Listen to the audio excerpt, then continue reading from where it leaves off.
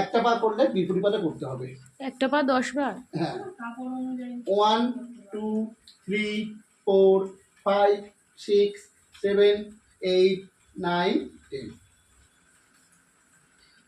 1 2 3 4 5 6 7 8 9 10। হাঁটু যন্ত্রণার পরবর্তী ব্যায়াম পা তুলে সামনে। 1 2 3 4 5 6 7 8 9 10। আবার করো। 1 2 3 4 5 6 7 8 9 10। একইভাবে 10 বার। এবার করলেও এবারও করতে হবে। 1 2 3 4 5 6 7 8 9 10।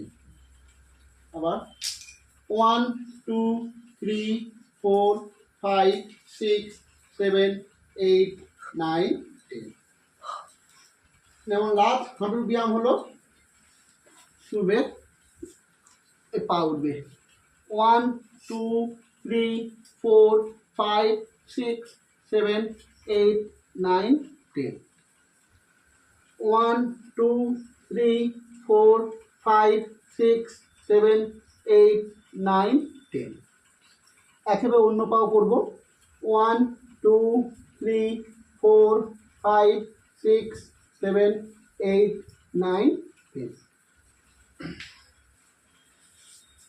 এবার প্রশ্ন হলো, অনেকে বলবে যে হাঁটু প্রবলেমে সে হাঁটু করব, অন্য হাঁটু করব কেন, বা বিপরীত হাঁটুটা করবো কেন?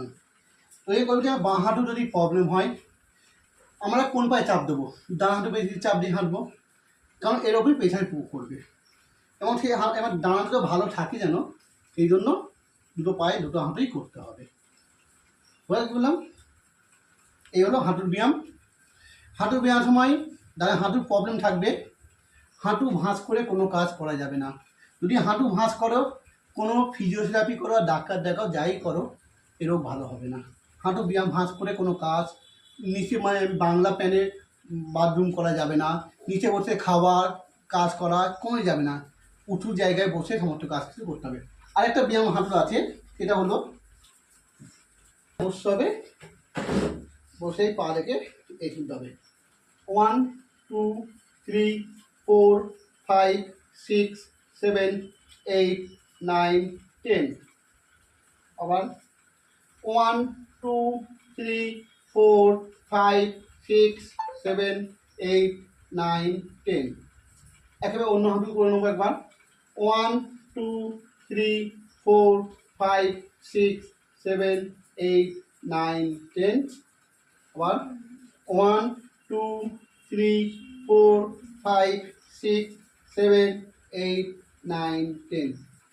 এইগুলো হলো হাঁটুর ক্ষয়জনিত, বা যাকে আমরা বলি অস্টিও আর্থ্রাইটিস, বা বাংলায় আমরা বলতে পারি বাত, বা হাঁটুর যন্ত্রণা মুক্তির ব্যায়াম।